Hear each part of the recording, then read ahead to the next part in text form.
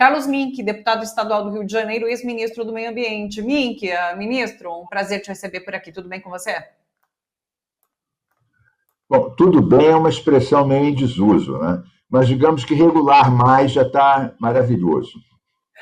Queria comentar essa situação que traz João Félix aqui para a gente, que antes eu conversei com o Altamiro Borges também, sobre a questão dos atos criminosos, como há uma dificuldade, às vezes, de entender que grande parte desses incêndios que a gente observa agora são causados propositalmente com objetivos.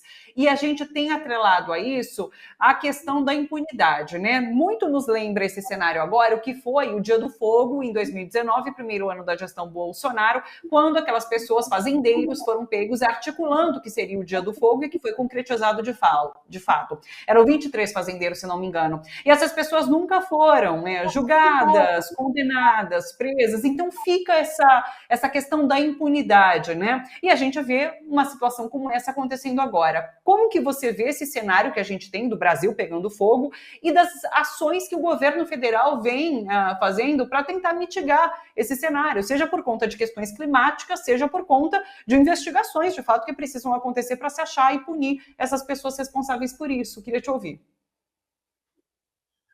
Olha, eu concordo com a análise que você está fazendo, tratar a questão de uma forma mais ampla. Primeiro, a questão do combate ao incêndio tem que ser uma política integrada com vários ministérios.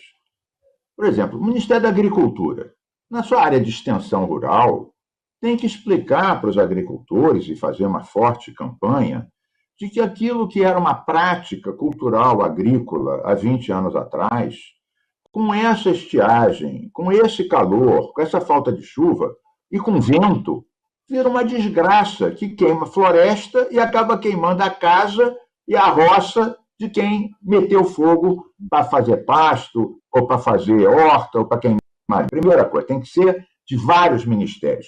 Agricultura, defesa, integração nacional. Segunda questão, a gente nunca pode esquecer o que Bolsonaro e o ex-ministro Salles fizeram com a área ambiental em 4 anos.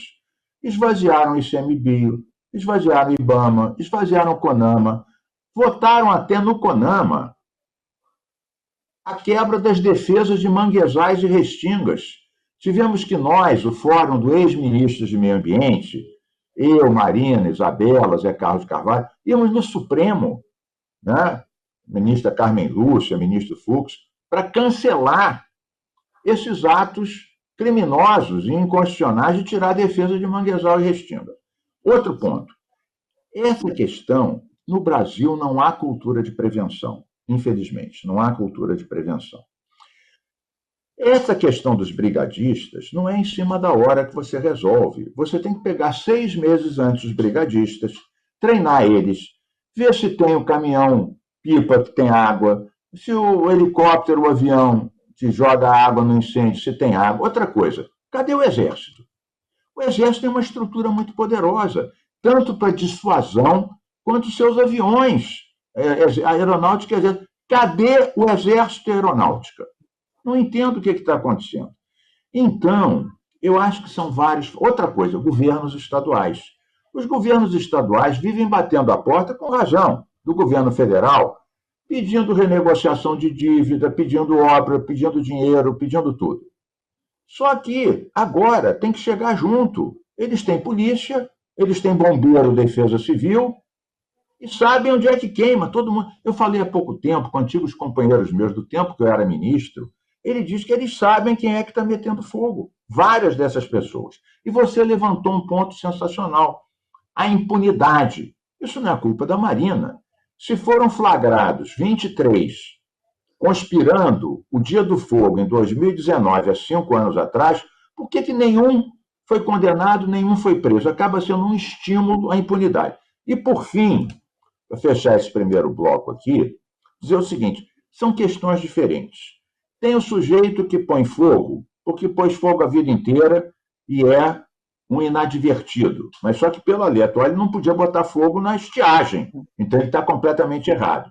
Não é um criminoso consciente, é um criminoso inconsciente. Depois tem aquele sujeito que é contra as unidades de conservação, quer meter cana, quer meter pasto, soja. Aproveita essa história toda, mete fogo e depois vai dizer, não, acabou, não tem mais o que proteger, vou meter minha cana, vou meter meu boizinho. Bom, e tem o terceiro, que é o golpista, o bolsonarista, que é aqueles que tentaram fazer o atentado lá no caminhão lá de gasolina lá em Brasília, que tentaram obstruir as estradas. Então, são várias questões diferentes. Alguns desses grupos são conhecidos e monitorados. Outros dependem de uma campanha de prevenção. Outra coisa, eu acho que quem comprovadamente meteu fogo na sua terra, porque 95% dos incêndios é em terra particular. Quem meteu fogo, pediu para meter fogo ou consentiu, devia de ter seu crédito agrícola cortado. Você vai dar crédito para quem quer queimar o Brasil, tirar o verde da nossa bandeira? Não, eu acho que está faltando integração, apelo e dureza, e separar o que é o imbecil que está metendo fogo nessa época e vai se queimar a si próprio, e o criminoso, ou aquele que quer queimar para expandir em cima das APPs, que são as áreas de proteção permanente. Perfeito. Ministro, eu queria te ouvir também sobre esse anúncio que o presidente Lula fez em relação ao Estatuto da Emergência Climática e sobre a autoridade climática, que é algo que ele falou em campanha, né, trouxe no programa de governo, anunciou logo no início do governo e até hoje a gente não tem essa autoridade de fato. Então, assim, há um atraso por parte do governo, mas é algo importante nesse momento. Sem dúvida. Eu participei do grupo de transição da área de meio ambiente. A gente ficou novembro e dezembro de 22, então um ano e meio atrás, ficamos lá conversando com Marina, Jorge Viana, vários companheiros, Isabela, exatamente esse era um dos temas que o Lula se comprometeu, até foi uma condição do apoio da Marina no segundo turno para ele, era um ponto forte da Marina. E nós até conversamos, Thalita, dentro do nosso grupo de transição, qual seria o modelo ideal? Ficar dentro da estrutura do Ministério, ficar diretamente ligado à presidência, havia opiniões diferentes. Mas o que é certo é que todos nós estávamos no seguinte consenso, e ainda estamos, imagino, que não basta criar uma autoridade. Ela tem que ter poder, ela tem que ter entrada nos outros ministérios e nos outros setores, e não pode ser uma questão só de declarações genéricas, que isso daí nós já fizemos. O Lula já fez, a Marina já fez. Né? O Brasil tem que ter uma atividade forte, reconhecida, né, de vanguarda. Eu acho que algumas coisas estão andando, por exemplo, com o Mercadante no BNDES, ou mesmo com a Haddad na Fazenda. A Marina estabeleceu uma relação com eles que, pela primeira vez, o BNDES está mesmo colocando a questão da sustentabilidade como um dos orientadores de investimento, e o Haddad está fortemente colocando a questão da sustentabilidade nos planos gerais. Agora, a questão é a seguinte, e os outros ministérios? E a agricultura? O ministro da Agricultura é um ruralista. Claro, é um ruralista que está no governo Lula. Quando eu era ministro, o ministro da Agricultura era um ruralista também. Era o Reinaldo Stefanes, vivia brigando comigo toda semana. Aliás, o ministro de Minas e Energia era o Lobão, vivia brigando comigo, porque queria fazer térmica, carvão em tudo que é lado, a gente não deixava. Então, essas questões, veja bem, há uma chamada distância entre a intenção e o gesto. A intenção de todo mundo é salvar o planeta. O gesto nem sempre vai nessa direção. Então, nós temos dentro do governo os petroleiros, entre aspas, que acham que o petróleo ainda vai durar 100 anos e que a gente ainda tem que priorizar o petróleo, mesmo que a gente diga solar, eólico, transição energética, ainda ficam com o olhinho lá no petróleo, inclusive no petróleo lá na Foz da Amazônia e outras coisas que são polêmicas. Então, autoridade climática fundamental, prevenção fundamental. Demorou um ano e pouco, mas chegou agora, tudo bem.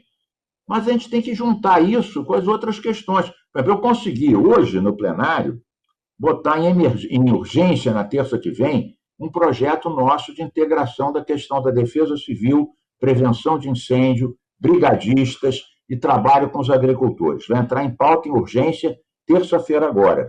Agora, eu estou tentando botar isso em urgência há 6 meses. O presidente do Brasil está queimando para eu conseguir agora. Aliás, eu saí do plenário há 10 minutos para vir participar dessa live com vocês. Essa notícia que eu estou dando é fresquinha, tem 20 minutos essa nossa aprovação. Que boa notícia, mas como você coloca, é preciso que o Brasil esteja pegando fogo para que as pessoas passem a olhar para uma situação como essa, né?